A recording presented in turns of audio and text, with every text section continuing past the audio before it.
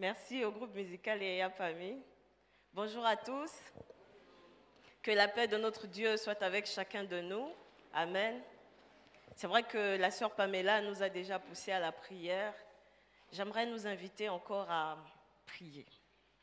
Demander au Seigneur de pouvoir vraiment vous parler, de ne pas sortir de ce lieu en oubliant ce que vous avez écouté. Et surtout de demander au Seigneur la grâce de pouvoir capter sa pensée parce que les prédicateurs disent beaucoup de choses, mais le Seigneur, il sait comment parler à chaque personne qui entend de la manière dont il doit l'entendre. Et j'aimerais que chacun puisse prier encore pour son cœur et demander au Seigneur de lui parler. Amen. Et la grâce de pouvoir mettre cela en pratique. Père Céleste, nous sommes là encore pour t'écouter comme Marie. Nous sommes à tes pieds. Que toute l'attention soit focalisée sur toi et sur toi seul, Seigneur. Et je me soumets à toi, que je disparaisse et que ce soit toi seul qui soit vu, écouté, entendu.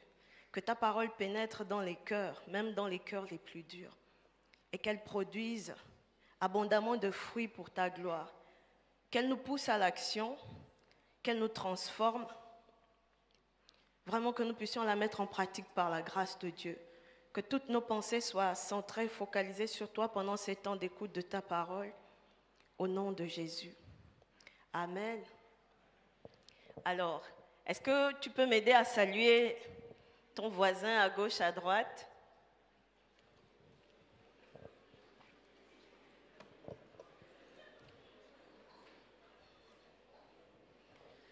Ne sois pas avare en parole, en sourire. Tourne-toi à gauche, tourne-toi à droite.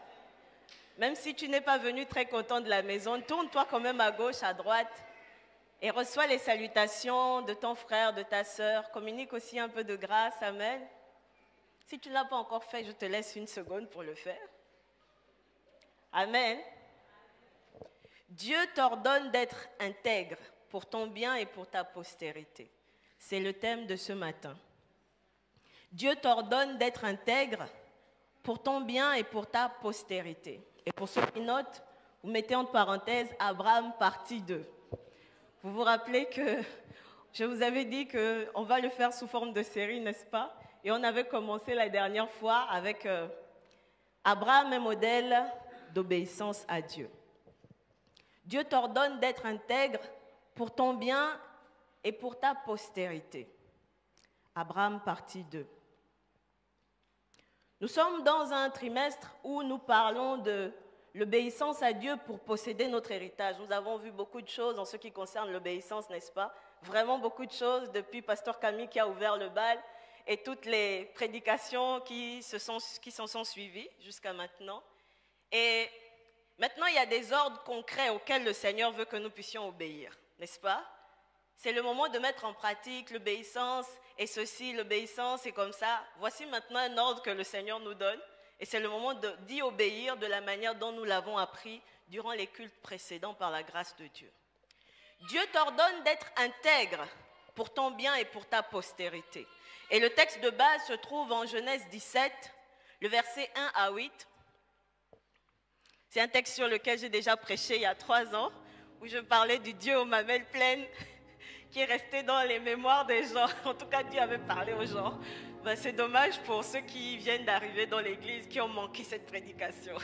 Allez-y sur le groupe de l'église, vous pourrez le retrouver sûrement. Alors, Genèse 17, le verset 1 à 8. Nous allons lire ensemble. Lorsque Abraham fut âgé de 99 ans, l'Éternel apparut à Abraham et lui dit, « Je suis le Dieu Tout-Puissant. Marche devant ma face et sois intègre. J'établirai mon alliance entre moi et toi, et je te multiplierai à l'extrême. » Abraham tomba sur sa face, et Dieu lui parla en disant, « Voici mon alliance que je fais avec toi. Tu deviendras père d'une multitude de nations. On ne t'appellera plus Abraham, mais ton nom sera Abraham, car je te rends père d'une multitude de nations. Je te rendrai fécond à l'extrême, je ferai de toi des nations et des rois sortiront de toi. J'établirai mon alliance entre moi et toi et tes descendants après toi. selon leur génération. Ce sera une alliance perpétuelle en vue de laquelle je serai ton Dieu et celui de ta postérité après toi. Je te donnerai et à tes descendants après toi le pays que tu habites comme étranger, tout le pays de Canaan, en possession perpétuelle, et je serai leur Dieu. Amen. Lisons aussi ensemble. Nous le verrons par la suite, c'est beaucoup mieux. Je vous donnerai les textes à lire, mais que le multimédia puisse préparer quand même pour que ça aille vite. Préparez Genèse 20, le verset 1 à 18, mais nous lirons peut-être le verset 1 à 3. Genèse 26, le verset 1 à 10. Alors je vous dirai autant convenable. Je reprends, d'accord? Préparez Genèse 20, le verset 1 à 18, mais nous lirons peut-être à cause du temps, le verset 1 à 3. Genèse 26, le verset 1. Le verset 6 à 9, ce sont les versets qui nous intéressent le plus. Et de préparer également 1 Pierre 1, le verset 18 à 19. Dieu t'ordonne d'être intègre pour ton bien et pour ta postérité. Amen. Nous avons vu lors de la première prédication que j'ai faite la dernière fois intitulée « Abraham, un modèle d'obéissance à Dieu », première partie. Nous avons vu le début du cheminement d'Abraham dans la foi et l'obéissance à Dieu, n'est-ce pas? Et nous avons vu aussi deux raisons principales, pour résumer en tout cas, deux raisons principales qui ont empêché Abraham à ses débuts de pouvoir obéir de manière complète à Dieu. On a vu qu'Abraham avait obéi au départ de manière partielle, n'est-ce pas? Et les deux raisons principales, vous vous rappelez, c'était pourquoi? Qui se rappelle? Oui, Prince? Très bien, l'attachement familial. On avait vu qu'il était attaché à Térak et qu'il était attaché aussi à Lot. Merci beaucoup. Quelqu'un d'autre veut compléter? Oui, Reginaldo? L'amour du monde, l'amour des richesses matérielles, n'est-ce pas? Ce sont deux choses qui avaient au départ perturbé Abraham dans son obéissance totale au Seigneur. Et en somme, nous pouvons retenir, pour ce qui nous concerne, que nous devons apprendre à aimer Dieu plus que les hommes, n'est-ce pas? Y compris même les membres de nos familles. Parce qu'il avait dit que Jésus dit dans le Nouveau Testament que si quelqu'un n'est pas prêt à laisser son père, sa mère ou ses frères pour me suivre, il n'est pas digne de moi, n'est-ce pas? Donc le Seigneur nous invite à pouvoir le mettre en premier et à l'aimer plus que les hommes. Amen. Et plus que les biens matériels. Et il nous avait invités également à travers cette prédication à chercher à grandir dans notre obéissance et notre confiance en Dieu. Amen. Alors aujourd'hui, nous allons explorer ensemble la suite du cheminement d'Abraham avec Dieu. Comment Dieu commence à mettre en lumière l'état de son cœur à ses propres yeux. Dieu veut travailler le caractère d'Abraham et renouveler sa mentalité pour son propre bien, mais aussi par rapport à l'impact que cela peut avoir sur sa descendance et sur toutes les personnes qui doivent être bénies à travers sa vie. Amen. Quand on arrive en Genèse 17 que nous avons lu tout à l'heure, beaucoup de choses se sont passées depuis la deuxième fois. On avait vu qu'en Genèse 12, ce n'était pas la première fois, mais plutôt la deuxième fois, n'est-ce pas? À travers Étienne qui nous avait éclairé dans le livre des Actes, n'est-ce pas? Alors, depuis le chapitre 12 de Genèse, où Dieu avait appelé Abraham pour la deuxième fois, jusqu'au chapitre 17, où il vient encore se révéler à lui et lui commander d'être intègre et de marcher devant sa face, il y a beaucoup de choses qui se sont passées. Notamment, toujours dans le même chapitre 12 où Dieu l'avait appelé, on voit qu'Abraham va descendre en Égypte pendant la période de famine, n'est-ce pas? Alors que Dieu ne lui avait pas dit d'y aller. Et il va remonter avec comme prime Agar, n'est-ce pas? Qui va devenir après une épine dans ses pieds, dans son couple. Et dans ce même chapitre 12, on voit Abraham qui va mentir sur le fait que Saraï est sa femme. Il va mentir en disant que c'est sa sœur, n'est-ce pas? Et il lui dit même à l'entrée de l'Égypte, il lui dit, bon, regarde, on va faire un truc. Tu vois comme tu es belle comme ça? Les gens vont voir que tu es belle, ils sauront automatiquement que tu es ma femme. Et donc, ce qu'on peut faire, dis-leur que tu es ma sœur, et puis, on ne va pas me tuer. En plus, même, on va bien me traiter à cause de toi. Donc, tu seras une héroïne. Tu seras fière de voir qu'on traite bien ton mari, qu'on ne l'a pas tué, n'est-ce pas, à cause de ta beauté. Et sa femme va jouer le jeu. C'était une femme très soumise à son mari, soumise en tout, même dans les mauvaises choses. Elle a obéi à son mari, elle a menti une première fois. Et des choses se sont passées dans sa marche avec Lot, ils ont dû se séparer. Dieu a accordé à Abraham de grandes victoires. Au chapitre 13, il allait délivrer son neveu Lot.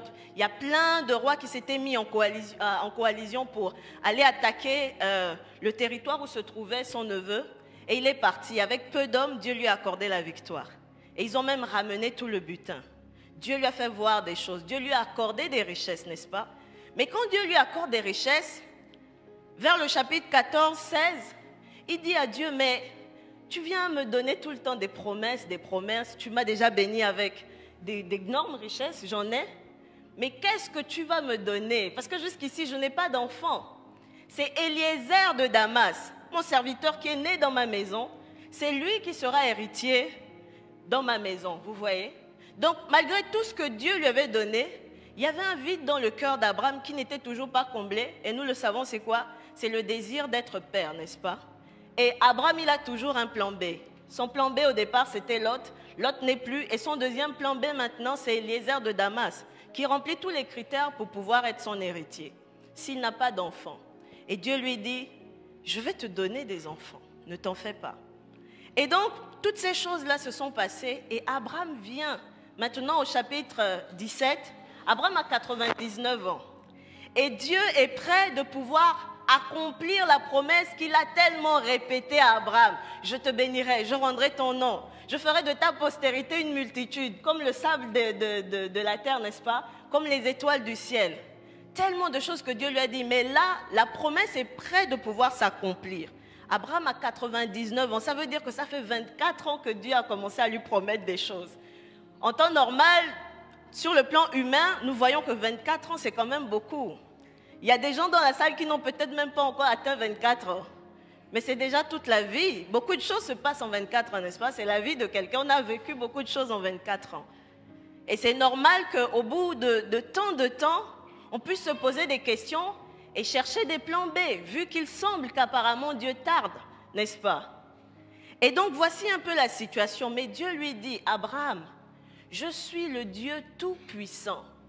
Marche devant ma face et sois intègre. Amen. Je suis le Dieu tout-suffisant. Je ne vais pas développer aujourd'hui tout-suffisant parce qu'on en avait déjà parlé avant. Et pour gagner aussi du temps, je ne vais pas nécessairement approfondir là-dessus. Mais Dieu lui dit, marche devant ma face. Sois conscient de mon regard, vis devant moi. Dépends de moi, je suis tout suffisant et tout puissant. Arrête de chercher à avoir des plans B à chaque fois. Que je sois pour toi la seule et unique alternative. Sois intègre, amen. Parce que l'année prochaine, si vous lisez la suite du chapitre 17, Dieu va changer le nom d'Abraham, Dieu va changer aussi le nom de Sarah. Il va lui dire, l'année prochaine, à la même période, ta femme aura un fils, n'est-ce pas? Donc l'année prochaine, Dieu est prêt d'accomplir la promesse. Isaac est prêt d'arriver, il est à la porte. Mais maintenant, je t'ai toléré depuis longtemps qu'on marche ensemble. Voici 24 ans qu'on marche ensemble. Tu as progressé avec moi petit à petit. Mais j'ai vu en toi qu'il y avait toujours la mentalité de Hur et de Charan. Tu es toujours prêt, c'est vrai que tu m'as suivi, mais tu es toujours prêt à même te corrompre moralement pour pouvoir préserver ta vie. Malgré tout ce que j'ai pu te faire voir, tu restes quand même quelqu'un qui n'est pas intègre dans tes voies. Mais la bénédiction que je vais te donner, qui est Isaac, et qui est prêt d'arriver depuis que je te l'ai promis, ton intégrité doit avoir un impact sur lui. Et c'est la raison pour laquelle maintenant il faut que tu sois intègre. Amen. On va le voir ensemble pour comprendre exactement pourquoi Dieu tient à ce que Abraham soit intègre avant que la bénédiction d'Isaac n'arrive. Amen. Alors, on voit également que pendant ce temps d'attente, ils ont cherché à aider Dieu, n'est-ce pas? On a vu qu'il avait des plans B, Lot, ensuite le serviteur Eliezer. Et par la suite, au chapitre 16, vu que ça tarde, c'est même Sarah elle-même qui lui dit, mais de toute façon, Dieu tarde. Et en plus, on n'est plus tout jeune. Hein, je ne sais pas si Dieu se rend compte. Mais j'ai bientôt 90 ans. En tout cas, là, c'est au moment, donc il y a 13 ans d'écart. Donc 89 ans moins 13 ans, c'est l'âge qu'elle a à l'époque là, où elle dit à son mari, ben, prends ma servante. Peut-être que Dieu va me donner des enfants à travers elle. Elle pourra enfanter sur mes genoux et je vais l'adopter, ce sera mon enfant, n'est-ce pas? On peut aider Dieu en faisant ces choses-là. Et Abraham, il suit sa femme. Et donc, il cherche à aider Dieu pour accomplir la promesse de Dieu. Alors que Dieu lui dit, je suis tout puissant, je suis capable moi-même de faire les choses. Je n'ai pas besoin d'une main humaine pour pouvoir accomplir ce que je dis. Et donc, voici ce qui s'est passé jusqu'ici. Dieu lui dit, sois intègre et marche devant ma face. La promesse va bientôt se matérialiser. Le mot qui est utilisé ici pour dire intègre, en hébreu c'est tamim. Je regarde mon professeur pour que je ne dise pas de bêtises. En hébreu c'est tamim. Et tamim ça veut dire intègre, ça veut dire beaucoup de choses. Ça veut dire sans tache, sans défaut. Par exemple dans l'Ancien Testament, quand on dit qu'on devait apporter un agneau qui est entier, qui n'a pas de défaut, qui n'est pas malade, qui n'a pas de blessure, qui est complet, vous voyez? Un agneau sans tache, sans défaut, un agneau pur qu'on devait offrir en sacrifice, c'est souvent ce mot-là qu'on utilise, tamim. Donc il veut dire intègre, sans tache ou sans défaut, physique ou moral. Ça veut dire aussi droit, sans reproche, attaché à la vérité. Tamim renvoie aussi à l'idée de la complétude, l'idée de quelque chose qui est entier, où il ne manque rien. On parle par exemple de l'intégrité physique, n'est-ce pas? On parle aussi de l'intégrité. C'est quelque chose qui est complet, qui est entier. Et donc ça peut concerner à la fois les choses, les animaux et les personnes. Être tamim, être entier, tout entier à Dieu, être intègre sur le plan physique mais aussi sur le plan moral. Et quand Dieu s'adresse à Abraham, qui n'est pas encore devenu Abraham, par rapport à l'intégrité, Abraham sait clairement où est-ce que Dieu veut mettre, parce qu'il connaît sa vie, il connaît ses tendances, il connaît ses manquements depuis qu'il chemine avec le Seigneur. De temps en temps, il a des réflexes malsains et malhonnêtes pour pouvoir préserver sa vie quand ça l'arrange.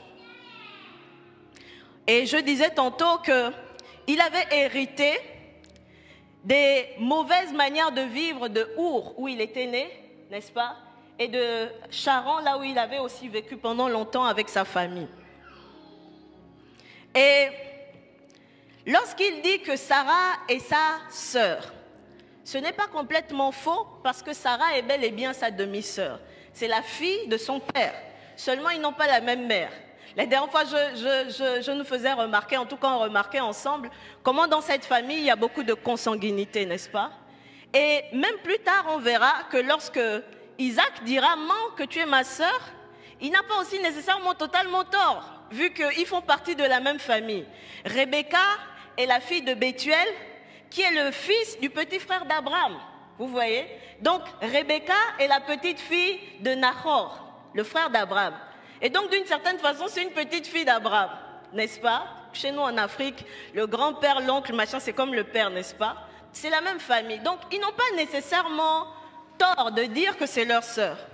Mais c'est une demi-vérité. Ce n'est pas un mensonge, une vérité complète, vous voyez? Et dans la Bible, il y a le cycle des demi-vérités. Celui qui est excellent dans le cycle des demi-vérités, c'est le serpent, c'est le diable. Vous allez vous rendre compte qu'en Genèse 3, lorsqu'il vient séduire, il n'a pas nécessairement menti, le serpent, n'est-ce pas? Il a dit, le jour où vous en mangerez, vous serez comme des dieux, n'est-ce pas? Vous connaîtrez, vos yeux vont s'ouvrir, vous connaîtrez le bien et le mal, etc., etc. Et dès qu'ils mangent, on nous dit, leurs yeux s'ouvrirent. Donc le serpent n'a pas totalement menti, n'est-ce pas? Et on nous dit que maintenant, parce que Dieu même va dire, regardez, ils sont devenus comme l'un de nous. Donc le serpent n'a pas totalement menti, n'est-ce pas? Leurs yeux s'ouvrent et ils connaissent le bien et le mal. Mais leurs yeux s'ouvrent aussi premièrement sur leur nudité, sur la honte de leur nudité, n'est-ce pas? Et finalement, ils vont mourir, vu que le serpent avait dit non, vous n'allez pas mourir. Mais finalement, la mort va rentrer, n'est-ce pas? Donc, il y a un cycle de demi-vérité avec le serpent, avec le diable. Et lorsque dans nos vies, il y a des demi-vérités qui ne sont pas des vérités, qui ne sont pas... En fait, c'est un mensonge. C'est une vérité, mais ce n'est pas vraiment la vérité complète, vous voyez? C'est très dangereux. Et généralement, nous ne disons pas toute la vérité parce qu'on a quelque chose à cacher, n'est-ce pas? Les demi-vérités. Et le terrain des demi-vérités est un terrain très dangereux. Et comme je le disais, c'est souvent dû au fait qu'on veut cacher quelque chose. Et lorsqu'on se met sur le chemin des demi-vérités, on est sur le chemin du serpent. Faisons vraiment attention parce que là, c'est la voie du serpent, c'est la voie qu'il maîtrise. Amen. Il peut causer beaucoup de dégâts parce qu'on lui a ouvert la porte avec des demi-vérités. Alléluia, on est ensemble. Donc en Genèse 12, je vous fais rapidement un récap de comment est-ce qu'on a progressé jusque-là. En Genèse 12, le verset 10 à 20, c'est là que Abraham va mentir pour la première fois, n'est-ce pas? Comme je le disais tantôt, quand il sera en Égypte pour préserver sa vie. Mais par la grâce de Dieu, Dieu va empêcher que le pharaon touche à sa femme. Gloire à Dieu. Il est prêt à livrer sa femme à d'autres hommes simplement pour préserver sa vie.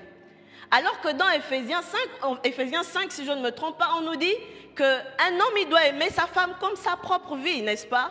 En réalité, il ne doit pas l'exposer, il doit la couvrir et la protéger. Mais Abraham, il est prêt à pouvoir exposer sa femme pour préserver sa vie à lui. Vous voyez, la mentalité de Charan est encore en lui. Il n'est pas intègre. Il progresse bien petit à petit dans sa foi, mais il a des problèmes encore d'intégrité par rapport à sa marche avec le Seigneur. Et Dieu veut corriger ça. Et en Genèse 17, quand Dieu change l'identité d'Abraham, il lui ordonne d'être intègre. Quand Dieu vient changer l'identité d'Abraham, c'est comme s'il veut dire, c'est vrai que tu as menti avant, mais maintenant je ne veux plus tenir compte de ton mensonge passé. Je mets devant toi un commencement nouveau. Amen. Et je te donne un nom nouveau. Un nom nouveau pour réussir à être le père que tu dois devenir, mais également pour réussir à être intègre. Amen. Et il y a 2 ou 3 ans, quand je partageais sur ce passage par rapport à marche devant ma face et sois intègre, n'est-ce pas? On avait vu que quand Dieu change le nom d'Abraham et de Sarai, il va rajouter un H à l'intérieur, n'est-ce pas? Et le H, c'est le H qui est dans Yahvé. Et en grec, en hébreu, pardon, il n'y a pas de chiffres. Ça, les chiffres n'existent pas vraiment en hébreu. Mais on compte les chiffres en fonction du niveau où la lettre se trouve. Vous voyez, il y a A, B, C, D, n'est-ce pas? A, c'est la première lettre, donc A sera compté comme 1. Vous voyez un peu? Et donc en hébreu, c'est la même chose. Le He, qui est le H qu'on va rajouter dans le nom d'Abraham et de Sarah, c'est la 5e lettre de l'alphabet hébreu, vous voyez. Et le chiffre 5 est le chiffre de la grâce, amen. C'est un chiffre qui est porteur de la grâce. Et dans le nom de Dieu, il y a 2 He, donc il y a une double grâce, une double plénitude de grâce. C'est-à-dire que quand Dieu nous communique la grâce, il n'est pas en manque de grâce, amen. Et il nous rend capables de pouvoir faire ce qu'il attend de nous en nous communiquant sa grâce, amen. Et c'est pour ça que l'apôtre Paul pouvait dire, quand je suis faible, c'est alors que je suis fort. Parce que ta puissance s'accomplit dans la faiblesse, amen. La grâce de Dieu vient à notre secours lorsque nous sommes faibles. Et très souvent, nous tombons parce que nous comptons sur nos propres forces. Nous devons avoir une plus grande révélation de la grâce de Dieu qui est disponible pour pouvoir surmonter les choses. Alléluia. Recevons abondamment le don de la grâce et de la justice pour régner dans ce monde par Jésus-Christ lui seul. Comme Romains 5 nous le dit, alléluia. Nous avons besoin de la grâce de Dieu, du He de Dieu, du H de Dieu, pour être intègres dans nos voies, pour grandir avec le Seigneur, pour être affermis dans notre foi. Amen. Et j'aimerais nous inviter ce matin, à désirer davantage la grâce de Dieu dans nos vies. Alléluia. Et donc, revenons au texte. En Jean 20 maintenant, je disais que quand Dieu change l'identité d'Abraham en Genèse 17, il lui ordonne d'être intègre, n'est-ce pas? À cause de la bénédiction d'Isaac qui arrive. Et en Jean 20, après que Dieu ait dit, je ne compte plus le mensonge que tu as fait avant, Isaac va arriver l'année prochaine, n'est-ce pas? Dans 1 an. Et donc, sois intègre aujourd'hui à cause d'Isaac qui vient. Et en Jean 20, Isaac n'est pas encore né. Dieu parle en Genèse 17, et en Genèse 20, Isaac n'est toujours pas né. Donc, 1 an n'est pas encore écoulé. Et pourtant, une situation se pose encore et Abraham va mentir. Alors qu'il n'était pas obligé de mentir, il va mentir une 2e fois par rapport au fait que Sarai est sa sœur. On est ensemble? Et lorsqu'il va mentir, ça va changer quelque chose parce que ça aura un impact sur son fils, Isaac. Et nous allons le voir ensemble. En Genèse 26, j'aimerais qu'on lise Genèse 26 ensemble. Genèse 26, le verset 6 à 10. Isaac resta à Guérar lorsque les gens du lieu posaient des questions sur sa femme. Il disait, c'est ma sœur, car il craignait en disant ma femme que les gens du lieu ne le tuent parce que Rebecca était belle de figure. Comme son séjour se prolongeait, il arriva qu'Abimélec, roi des Philistins, regardant par la fenêtre, vit Isaac qui plaisantait avec Rebecca, sa femme. Donc, bien aimé, il y a une manière de plaisanter avec sa femme, il y a une manière de plaisanter avec les autres sœurs. Amen. Il y a une manière de plaisanter avec sa fiancée, il y a une manière de plaisanter ou de ne pas plaisanter avec les autres sœurs. De même pour les sœurs. Amen.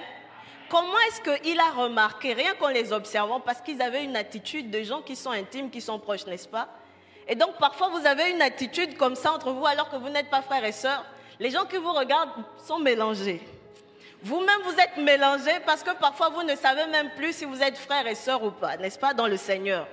Ça veut dire que vous dépassez les limites que vous devez avoir pour qu'on sache et que vous-même vous sachiez que là, on est encore frères et sœurs ou pas, n'est-ce pas? Est-ce que je parle à quelqu'un? Il y a une attitude que nous devons avoir lorsque nous cheminons ensemble dans les fiançailles. Il y a une attitude que nous devons avoir entre sexe masculin et sexe féminin lorsqu'on sert le Seigneur ensemble ou qu'on est dans la même communauté. On est frères et sœurs, on n'est pas mari et femme. On n'est pas intime si on n'est pas marié. Donc, il y a des choses qu'on ne doit pas faire. Amen. Faisons attention, bien-aimés, c'est pour notre bien. Et je continue le texte. Abimélec fit appeler Isaac et dit, « Certainement c'est ta femme. Comment as-tu pu dire c'est ma sœur ?» Isaac lui répondit, « J'ai parlé ainsi de peur de mourir à cause d'elle. » Vous voyez, à cause de sa vie. Et Abimélec dit, « Qu'est-ce que tu nous as fait? Peu s'en est fallu que quelqu'un du peuple n'ait couché avec ta femme et tu nous aurais rendu coupables. » Donc le gars était prêt à laisser ce que d'autres hommes intéressés couchent avec sa femme pourvu qu'il ait la vie. Vous voyez quel degré d'impureté morale? Mais comment est-ce qu'il a fait ça? Il a fait ça parce que ça venait de son père. Si Abraham avait écouté, Dieu avait déjà oublié ce qu'il a fait la première fois avant qu'il ne vienne le voir pour lui dire d'être intègre. Et maintenant, il va pécher en Genèse 20 en commettant ce péché-là. Et ça va ouvrir une porte, une brèche pour que ça entre dans sa lignée. Et pour que maintenant, dans la génération qui vient, la génération d'Isaac, il puisse répéter la même chose. Alléluia. C'est très profond ce que je dis. Donc, en Genèse 20, le verset 6 à 10, Isaac va à son tour mentir sur Rebecca en disant que c'était sa sœur et non sa femme. À Abimélec, roi de Guérar. Quand vous lisez Genèse 20, qu'on n'a pas lu à cause du temps, c'est exactement à Abimélec aussi, le même Abimélec qu'Abraham avait menti concernant Sarah, sa femme. Vous voyez? Le même endroit où Abraham a chuté alors qu'il ne devait pas chuter, alors qu'il aurait eu la victoire à ce niveau-là, ça a ouvert une porte pour que la descendance des générations après lui tombe au même endroit où il était tombé. N'est-ce pas que lorsque Pasteur Camille, dans la prière des familles restaurées, nous prions beaucoup pour briser les liens et toutes ces choses, n'est-ce pas? Mais il y a des liens familiaux que nous créons, des choses après que les générations d'après doivent briser, n'est-ce pas que nous sommes tous dedans? Il y a des choses, on est venu dans le Seigneur, mais on continue à briser parce que ça nous fatigue. Pourquoi? Parce qu'il y a quelqu'un dans notre lignée, quelqu'un avec qui nous partageons le même sang, qui a ouvert une brèche. Alléluia. Et si le Seigneur vient nous parler aujourd'hui d'être intègre, non seulement pour ton bien, mais aussi pour ta postérité, c'est parce que le Seigneur veut purifier les générations nouvelles. Alléluia. Le Seigneur veut éviter que les mêmes tares, les mêmes problèmes, les mêmes blocages spirituels qui ont fatigué nos ascendants avant nous, ou qui nous fatiguent peut-être, ne puissent pas continuer dans les générations qui continuent. Alléluia. C'est la raison pour laquelle nous avons une responsabilité de pouvoir être intègres aujourd'hui, afin que les générations futures ne soient pas emprisonnées à cause de nos péchés et de nos impuretés. Alléluia. Je vais partager un témoignage. C'est une Américaine, c'est authentique, c'est vrai. C'est une Américaine qui... Elle vient d'une famille où les gens en général, elle reconnaît que dans sa famille, les gens avaient beaucoup de tendance à l'impudicité, à l'impureté. Les gens vivaient un peu comme ça. Et quand elle était jeune adulte, à la fin de l'adolescence et jeune adulte, elle était vraiment à fond dans le péché sexuel. Au point où elle pratiquait même des orgies. Hein. Les orgies, c'est les gens qui font des choses à plusieurs, vous voyez. C'était sa vie en fait. Et dans ça, elle est tombée enceinte. Elle a conçu un garçon. Et cet enfant-là, il était encore tout petit, hein, mais après avoir vécu ce genre de vie-là, entre-temps, elle a accouché. Et 1 an, 2 ans après, elle a connu le Seigneur. Donc elle est venue au Seigneur. Maintenant, elle a abandonné sa vie passée. Elle s'est même mariée en plus. Elle avait complètement abandonné sa vie du passé. Mais il s'avère que le garçon qu'elle avait, l'enfant qu'elle a eu dans sa vie-là, il était tout petit, hein, peut-être 2, 3 ans, tout petit encore à l'école primaire ou maternelle. Et cet enfant, les professeurs, les maîtres et les maîtresses se plaignaient de cet enfant. Les autres camarades de classe se plaignaient auprès des maîtresses, auprès de leurs parents à cause de cet enfant. Parce qu'il avait des tendances sexuelles bizarres sur les autres. Il était tout le temps en train de toucher les autres enfants de manière bizarre, de toucher même les adultes de manière bizarre.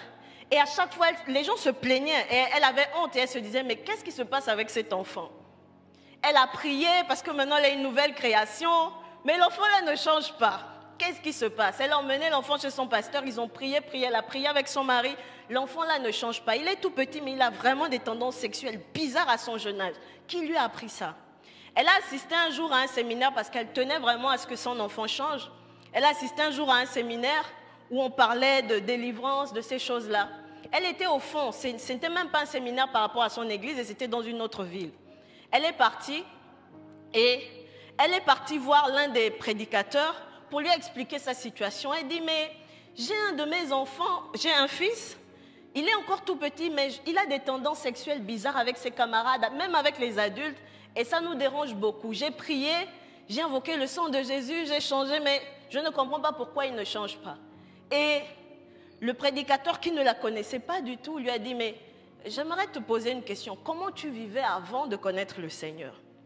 Et c'est comme ça qu'elle va commencer à pleurer. Elle dit, vraiment, sincèrement, ma vie avant le Seigneur, c'était dans la débauche. Je commettais même des partouses, des orgies. J'ai fait des choses bizarres qui n'est même pas permis de citer parmi les saints. Et c'est comme ça que j'ai conçu cet enfant. Je ne sais même pas en réalité qui est le père de cet enfant. Pourquoi? Parce qu'elle a dû le concevoir dans ce genre d'événements bizarres. Et c'est comme ça qu'il a commencé à prier avec elle maintenant de manière spécifique, parce qu'il avait décelé le nœud du problème. Le nœud du problème, c'est quoi? C'est que ça a transité par le sang. C'est son fils. Ils partagent le même sang. Hein? Le sang est puissant. Hein? Tous les caractères physiques que nous avons, etc., c'est parce qu'on les reçoit génétiquement. C'est un héritage génétique que nous recevons de nos parents, n'est-ce pas? Et même spirituellement, à travers le sang, à travers les gènes, il y a une communication spirituelle. Il y a un héritage que nous communiquons spirituellement, dont nous ne sommes pas toujours conscients, mais qui est une vérité en fait. Et c'est à travers le sang que cet esprit d'impureté-là est passé dans l'enfant, dans cette nouvelle génération. Et c'est comme ça que le pasteur l'a brisé, prié avec elle. Ils ont prié après. Il lui a dit de venir avec son fils et son mari. Ils ont prié et tout. Et le temps a passé, vu qu'ils n'étaient même pas dans la même ville. Donc ils ne se sont plus revus en fait. Et quelques mois après, ils ont eu l'occasion de se revoir. Bon, les gens, pendant les conférences, etc., on voit beaucoup de personnes, hein, on ne retient pas nécessairement tous les visages. Et c'est elle qui s'approche, elle est toute enthousiaste. Parce que depuis ces temps qu'ils ont prié là, l'enfant est redevenu normal. Ce lien, cet esprit-là a été chassé et brisé, vous voyez. Et ça, c'est un investissement même sur les autres générations. C'est un temps de délivrance qu'elle a eu à faire non seulement sur cet enfant, mais sur toutes les autres générations qui partagent le même sang qu'elle. Amen. Et c'est quelque chose à laquelle nous devons faire attention, aux brèches que nous ouvrons. Il y a des familles où vous voyez les gens, ils sont tout le temps colériques. Tu sais que ça c'est la même famille, dans la famille là, ils sont colériques, le sang. Tu vois les gens là, ils sont très soulards. L'alcool et eux, ça fait un. Le sang, bien aimé. Et vous savez, il y a des choses où nous pouvons faire quelque chose. Le diable n'est pas forcément là au départ. Hein? Nous sommes, Jacques dit que nous sommes tentés, c'est par nos désirs, etc., n'est-ce pas? Nous sommes amorcés par ça, notre convoitise. Et lorsque nous commençons à être là-dedans, ça attire les esprits impurs. C'est leur domaine. Et ça va être une porte. Quand le diable, il prend le doigt, tu lui donnes le doigt, il prend toute la main et même tout ton corps. Il va te finir. Et c'est comme ça que ça se passe. C'est pour ça, bien-aimés, ne négligeons pas notre conduite aujourd'hui. Ne négligeons pas notre manière de vivre aujourd'hui, parce que c'est un investissement sur les générations à venir. Alléluia. Dieu dit à Abraham, sois intègre aujourd'hui. Marche devant ma face, je suis tout suffisant. Arrête de chercher les plans B, etc. Arrête de vivre comme ça. Sois intègre dans tes voies. Sois tout entier à moi. Sois droit. Affectionne-toi à la justice, à la vérité. N'aime pas un peu le mensonge en passant. Parce que celui que je te confie, dont tu es responsable et que tu dois impacter, il a besoin d'un modèle d'intégrité. Amen. Parce que vous savez, Dieu tient à la transmission. Dieu tient à la transmission d'un bon héritage des pères, c'est-à-dire des parents, aux enfants. Et quand nous comprenons ces choses très jeunes, c'est à notre avantage. Alléluia. Parce que ça va nous faire gagner du temps et éviter des choses non seulement à nous-mêmes, mais aux générations futures. Dieu tient à la transmission, et pas n'importe quelle transmission, à la transmission d'un bon héritage à la génération suivante. Et très souvent, il vient même au milieu des générations pour corriger certaines tares, pour corriger certaines mauvaises manières de vivre, certaines mauvaises attitudes, mauvais caractères, afin qu'au maximum, les générations qui viennent soient purifiées et exemptées de ça. Alléluia. Et le Seigneur vient ce matin. Peut-être que tu viens d'une famille où, je ne sais pas, hein, tu connais mieux ta famille que moi, mais où il y a des tares bizarres qui se répètent de manière cyclique. Et peut-être même ça t'a touché un peu. Et donc, c'est le moment de pouvoir prier. Le Seigneur attire ton attention là-dessus. Alléluia. Le Seigneur attire ton attention là-dessus. En tant que parents ou en tant que futurs parents, nous avons une grande responsabilité de transmission. Et nous communiquons le premier héritage d'abord par le sang. Le mode de transmission, il y a le sang, à travers lequel nous communiquons, n'est-ce pas? Tout un héritage génétique, spirituel et autres. Mais il y a aussi l'enseignement, n'est-ce pas? Le livre des Proverbes en est un exemple palpable, où on enseigne au fils comment il doit être. On communique, on transmet à travers l'enseignement, n'est-ce pas? Enseignement en parole, mais enseignement aussi à travers le témoignage de vie. C'est ainsi qu'on transmet, n'est-ce pas, un bon héritage. Et c'est ce que Dieu veut pour nous. Pas seulement que nous soyons des beaux parleurs, mais aussi par notre témoignage de vie, que nous impactions non seulement notre descendance naturelle, mais toute personne qui peut être impactée à travers notre vie. Alléluia. Alléluia. C'est très important. 1 Pierre 1, le verset 18 à 19 nous dit, je vais le lire rapidement. 1 Pierre 1, le verset 18 à 19, il est écrit, « Vous savez que ce n'est pas par des choses périssables, par de l'argent ou de l'or, que vous avez été rachetés de la vaine manière de vivre, héritée de vos pères. » Donc l'héritage a été transmis de génération en génération par les pères, mais c'est commencé par le sang d'abord, n'est-ce pas? Une vaine manière de vivre. Mais la Bible nous dit que nous avons été rachetés. Et nous sommes rachetés par le sang précieux de Christ, comme un agneau sans défaut et sans tache. Un agneau tamim, un agneau intègre. Alléluia. Le sang rachète le sang. Et il y a un héritage dans le sang. Et donc le Seigneur Jésus vient avec son sang, avec tout ce que contient comme héritage le sang de Christ. Et il vient pour nous racheter, pour racheter notre sang, pour racheter la malédiction, la vanité qui est attachée à la manière de vivre que nous avons hérité naturellement de nos parents. Et maintenant, il nous communique un nouvel héritage à travers le sang. Le sang rachète le sang. Alléluia. Et le sang vient remplacer le mauvais héritage par le bon héritage. Et pas n'importe quel sang, le sang de Jésus. Le sang de l'agneau sans défaut et sans tache. Le sang de l'agneau de Dieu qui est tamim, qui est intègre. Alléluia. Alléluia, bien-aimés. Le Seigneur veut que nous soyons intègres. Je pense avoir dit l'essentiel du message et je garderai la suite pour la prochaine prédication. Dieu veut que nous puissions investir aujourd'hui pour ne pas emprisonner certaines générations. Dieu t'ordonne d'être intègre aujourd'hui. Parce qu'une mauvaise attitude aujourd'hui peut ouvrir la porte à des malédictions générationnelles, à des esprits impurs, des esprits bizarres, et que les autres générations maintenant seront obligées de combattre, de lutter. Alors que tu aurais pu, toi, finir avec ça pour aplanir leur sentier. David a combattu, c'était un homme de guerre. Et grâce à ça, Salomon est devenu un homme de paix, il était dans le repos. Si David n'avait pas préparé le chemin pour lui, Salomon ne serait pas un homme de repos, un homme de paix. Il serait en train de combattre, etc. C'est pour ça que nous devons sincèrement prendre au sérieux la vie que Dieu nous donne, parce que nous avons une responsabilité de transmission. Et tu es peut-être là, tu as 18 ans, 19 ans, 20 ans, tu te dis, ah non, ça c'est pour les mamans, les gens qui sont là. Bien-aimé, c'est pour toi. Tu as une grande responsabilité de te préparer aujourd'hui. La Bible dit qu'il est bon pour un homme de porter le joug dès sa jeunesse. Tu es privilégié et béni d'entendre la parole de Dieu, de connaître Dieu dès ta jeunesse. Ça t'évite beaucoup de choses. Si tu obéis, si tu n'obéis pas, tout ce que j'ai dit là, c'est zéro. Parce que tu vas faire le contraire et tu vas ouvrir des brèches. Et tu en souffriras toi-même et des générations seront encore paralysées à cause de tes actions. Alléluia. Et n'oublions pas, quand Dieu nous demande de faire quelque chose, lui-même il nous donne son ré, il nous donne sa grâce, il nous donne la capacité qui est en lui pour réussir à mettre cela en pratique. Alléluia. Alors soyons intègres et obéissants. Est-ce qu'on peut se lever ensemble et prier? Est-ce qu'on peut se lever ensemble et prier? Alléluia. Le reste sera pour la prochaine fois.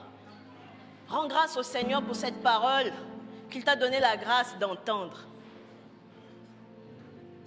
Sois intègre. Marche devant ma face. Sois conscient de mon regard, Abraham, quand tu fais des choses. Sois conscient que je te vois. Et mieux encore, je suis le Dieu tout-puissant. Je suis le Dieu tout-suffisant. El Shaddai, le Dieu aux mamelles pleines. J'ai tout ce qu'il y a en moi pour faire ce que j'ai promis de faire. Alléluia. Et il dit que, en Matthieu, il connaît le nombre des cheveux de nos têtes. C'est un verset que j'aime tellement. Je me dis, mais comment on peut s'intéresser aux cheveux? Dieu, il connaît le nombre des cheveux de nos têtes. Ça veut dire qu'il n'y a pas un seul détail de ta vie qui soit où Dieu est insensible à ça. Amen. S'il prend le temps de te dire qu'il connaît le nombre des cheveux de ta tête, qu'il prend soin des oiseaux, à combien plus forte raison toi qui es un homme qui est fait à son image et qui plus est qui est devenu son fils en Jésus-Christ. Sois intègre. Arrête d'être un pied dedans, un pied dehors. Intègre, ça veut dire entier, complet pour Dieu, attaché à la vérité. Arrête d'aimer un peu la vérité, un peu le mensonge. Tu ne peux pas être intègre si tu aimes les demi-vérités pour te protéger. Marche devant ma face et sois intègre. Deviens droit, deviens tamim. Arrête d'être malhonnête dans les affaires. Arrête d'être malhonnête dans tes rapports avec les frères et sœurs. Arrête d'être faux pour toi-même. Sois intègre aujourd'hui, marche devant la face du Seigneur et investis pour les générations futures qui sortiront de toi et de toutes les générations que tu pourras impacter au-delà même des liens du sang. Alléluia. Parle au Seigneur. Rends grâce à Dieu pour cette parole. Dieu nous ordonne d'être intègres pour notre bien et pour notre postérité. Quel est le genre d'héritage que tu veux communiquer à tes enfants? Quel est le genre d'héritage que tu veux communiquer aux gens autour de toi? Quel est le genre d'héritage que tu veux communiquer, que tu veux léguer? Qu'est-ce que tu veux transmettre? Lorsque tu partiras, qu'est-ce qu'on dira de toi? Qu'est-ce qui est bien que les gens auront appris de toi? Et par lesquels ils auront été impactés, transformés dans leur manière de vivre. Dieu nous a déjà rachetés à travers le sang précieux de son Fils, rachetés de la vaine manière de vivre, hérités de nos parents, hérités de nos pères. Alléluia. Nous ne devons pas ouvrir des brèches pour faire entrer à nouveau cette vanité dans l'héritage que Christ nous a donné, que nous devons communiquer à nos enfants. Excellent Père de grâce,